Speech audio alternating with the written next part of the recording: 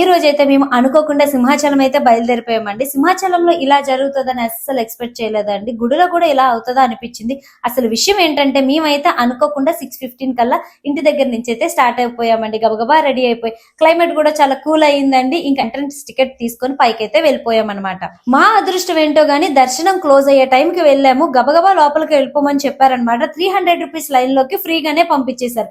దర్శనం అంటే చాలా బాగా అయిపోయింది. చాలా తొందరగా కూడా అయిపోయింది. రిటర్న్ వస్తున్నప్పుడు ప్రసాదాలు తీసుకొని ఇంకా నా ఫాలోవర్స్ కనబడితే వాళ్ళతో మాట్లాడుకొని ఇలా ముందుకు వచ్చేసరికి ఒక ఆవిడ మీద జోగులు వస్తుంటే ఆవిడ డాన్స్ అయితే ఆపకుండా వేస్తున్నారు. నాకైతే చాలా హ్యాపీ అనిపించింది.